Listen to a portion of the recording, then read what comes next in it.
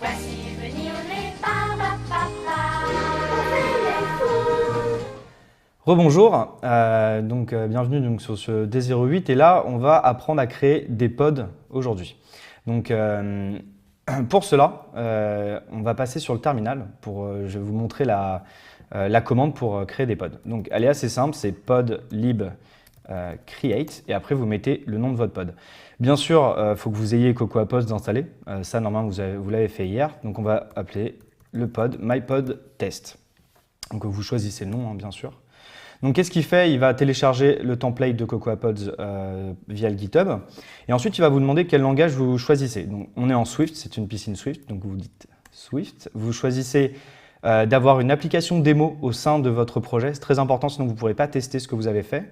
Donc vous allez dire Yes. Et après, c'est pour des tests. Donc on n'en a pas besoin. Donc vous allez juste faire None, puis No pour View-Based Testing.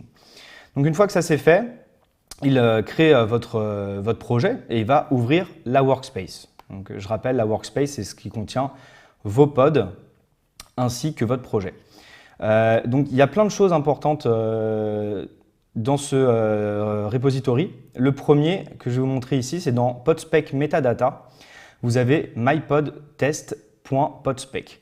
Donc en fait, ça c'est un peu le fichier de config de votre pod, enfin le fichier de renseignement. Donc vous avez ici le nom, la version avec la description. Bien sûr, la version, vous l'incrémentez à chaque fois que vous la changez. Vous n'êtes pas obligé d'incrémenter à chaque fois que vous modifiez quelque chose. Il faut juste l'incrémenter à chaque fois que vous pushez sur le dépôt de Cocoa Pods. Ça, ce n'est pas nécessaire pour la journée, mais c'est à savoir si vous voulez le faire pour plus tard. Vous avez ensuite une description un peu plus longue ici. Et vous pouvez choisir la home page, ajouter des screenshots, la licence, l'auteur. Je vous laisse regarder, il y a plein de choses très intéressantes. Et important aussi à la fin, on ne l'utilise pas là, mais vous pouvez ajouter des frameworks ou des dépendances. Donc si jamais ça, AF Networking ici étant un autre pod.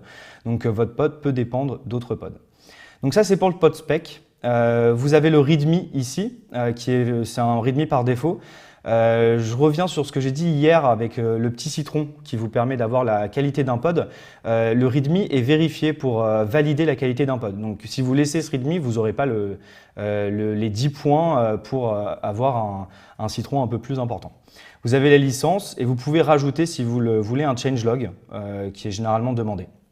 Donc ça, c'est pour les données du pod. Maintenant, on va aller dans le Development Pods, mypodtest, classes, et là, vous avez un replace_me.swift. C'est ici que vous allez avoir vos classes Swift qui vont être du coup les classes que vous allez utiliser pour votre projet. Donc c'est là que vous allez mettre toutes les classes de votre pod. Quelque chose de très très important, tout ce qui est dans les classes est privé. Donc pensez à mettre public devant toutes vos classes ou devant vos fonctions si vous voulez les utiliser en dehors du pod. Donc ça c'est une mistake que les gens font assez vite, donc pensez à ça.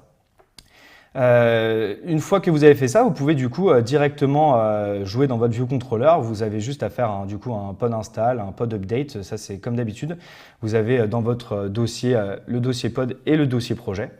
Et après vous pouvez vous amuser toujours pareil en important votre pod. Donc voilà, c'est à peu près tout pour commencer du moins sur Cocoa Pods. Je vais juste vous montrer ici sur Safari un tutoriel. C'est celui qu'on a utilisé pour faire la journée. Il y en a plein d'autres. Vous avez juste à taper sur Google tutoriel create pod. Celui-là, je vous le recommande, il est assez clair. Voilà, vous avez l'URL en haut. Donc bonne chance en tout cas pour créer le pod. Il y a pas mal de choses un peu complexes. Peut-être vous allez un peu galérer, mais c'est le but de la journée aussi. Donc on se retrouve tout de suite maintenant pour Core Data.